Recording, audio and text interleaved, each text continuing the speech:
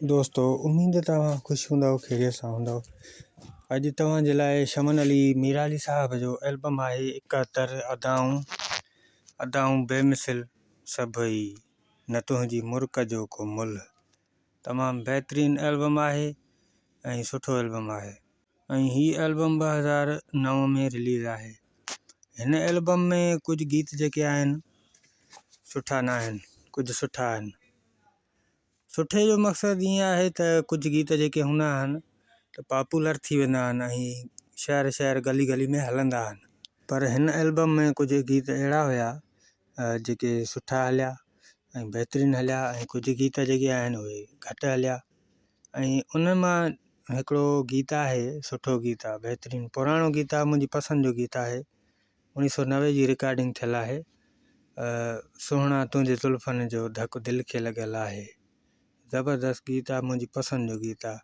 ऐं उहो गीत हिन एल्बम में नई सही माना नई धुन ते ऐं नए साज़नि ते रिलीज़ कयो हुयो शमन अली मीराली साहब।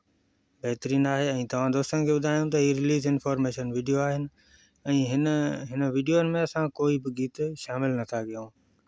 हिन वीडियो में तव्हांखे इहो ॿुधाईंदासीं त हिन एल्बम में कहिड़ा कहिड़ा गीत आहिनि, कहिड़े शाइरनि जा गीत आहिनि ऐं कहिड़ा सुठा गीत आहिनि, कहिड़ा बहितरीनु गीत आहिनि। पर उनखां अॻु तव्हांखे कमेंट्स ॿुधायूं दोस्तनि जा जेके दोस्तनि कया आहिनि। हिन में पहिरियों कमेंट्स जेको आहे त मुहिबुद्दीन कयो आहे। उन चयो आहे त 2003 में एल्बम रिलीज़ आहे, पर इहा त ग़लति ॻाल्हि आहे। 2003 में कीअं रिलीज़ थियो? एल्बम ते लिखियो पियो आहे 2009, ठीकु आहे।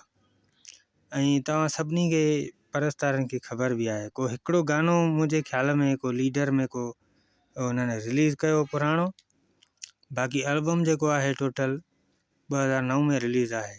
उनखां बाद वही दफ़ा कमेंट्स कयो आहे वेरी नाइस सॉन्ग्स ऑल ऐं दिलूहन वॾी महिरबानी, वही दफ़ा लख कुर्ब। ऐं उनखां पोइ ॿियो ॾिसूं कहिड़ा दोस्त आहिनि। उनखां पोइ आहे वही दफ़ा वरी लिखियो आहे वेरी नाइस पिक्चर ऐं सिराज अहमद लाशारी भाउ लिखियो आहे 2003 में एल्बम आयो आहे। ऐं उनखां पोइ वही दफ़ा लिखियो आहे पिक्चर 2। उनखां पोइ शहबान भाउ लिखियो आहे नाइस एल्बम 70। सिराज अहमद लाशारी भाउ लिखियो आहे 70 एल्बम, उहो 71 एल्बम मुंहिंजो पसंदि जो आहे। आसिफ भाउ लिखियो आहे गुड अदाब लकीम, वॾी महिरबानियूं, लख कुर्ब दोस्तनि भाइरनि जा। ऐं तव्हां दोस्तनि खे ॿुधायूं त नाज़ में जेके पुराणा पोइते एल्बम आया आहिनि काफ़ी सुठा आया आहिनि ऐं बहितरीनु शाइरी सां आया आहिनि ऐं उन्हनि खे पज़ीराई बि सुठी मिली आहे, मतिलबु मोट सुठी मिली आहे ऐं एल्बम जे मथां एल्बम ईंदा विया आहिनि। ऐं शमन अली मीराली जो नालो त मशहूरु आहे इन दौर में। ऐं दोस्तो हाणे हलूं था हिननि जे गीतनि ॾे त हिन में गीत कहिड़ा कहिड़ा आहिनि। पहिरियों गीत जेको आहे मुमताज़ चांडे साहब जो आहे, मशहूरु गीत आहे विसारे छॾी मूंखे विसारे छॾी। ऐं उनखां पोइ आहे गीत आहे अहमद दुनियारी जो कलाम आहे ओ अल्लाह साईं हिन चरी दिलि खे सम्झाए।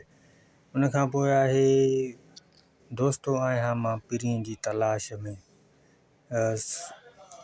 इहो कलाम आहे सूमर जागीराणी साहब जो। ऐं उनखां पोइ आहे इमदाद मंगी साहब जो गीत आहे ऐं इन गीत जा ॿोल आहिनि हल त कंहिं महकदे में हलूं। इहो कलाम एॾो सुठो ख़ासि न आहे। उनखां पोइ आहे तारिक वसाण जो गीत आहे काई कमी न आहे मुंहिंजे पीरी प्यारे में, इहो मशहूरु गीत आहे। ऐं उनखां पोइ बलोची गीत आहे ऐं उनखां पोइ आहे ग़ुलाम क़ादिर घायल साहब जी शाइरी आहे।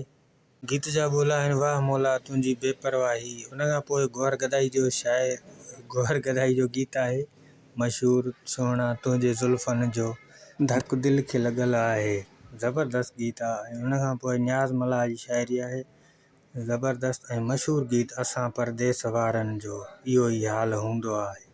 उनखां पोइ आहे आख़िरी गीत मूंखे तुंहिंजी यादि जीअण नथी ॾे, सॼण सारी राति सुम्हण नथी ॾे, इहो बि मशहूरु गीत आहे। ऐं दोस्तो तव्हांखे वीडियो पसंदि आयो हुजे त वीडियो खे लाइक ज़रूरु कंदा, चैनल पंहिंजो खे सब्सक्राइब कंदा, दोस्तनि पंहिंजनि ताईं शेयर कंदा।